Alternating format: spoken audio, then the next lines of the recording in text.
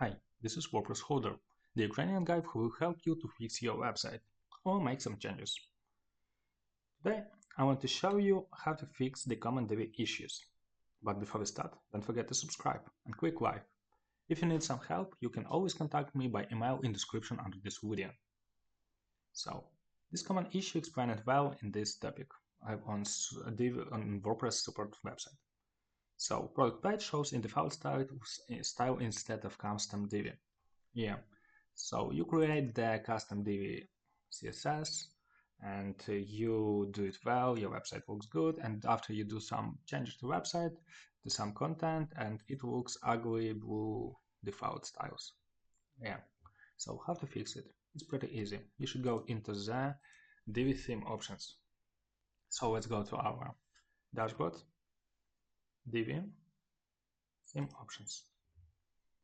But let's agree. If my video helped you, you can say thank you by leaving some donation to support me. All info is in description area under this video. Now you should click Builder and Advanced. You can see here static CSS file generation.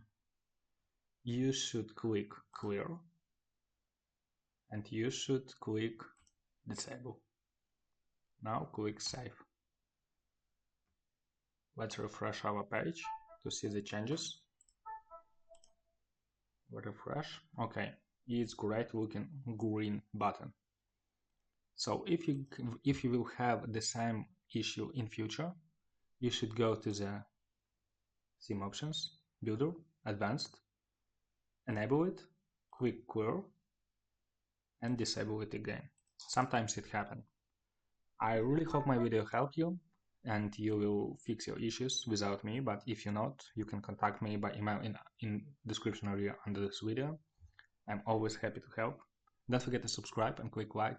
I'm always happy to help. Thank you. Have a good day.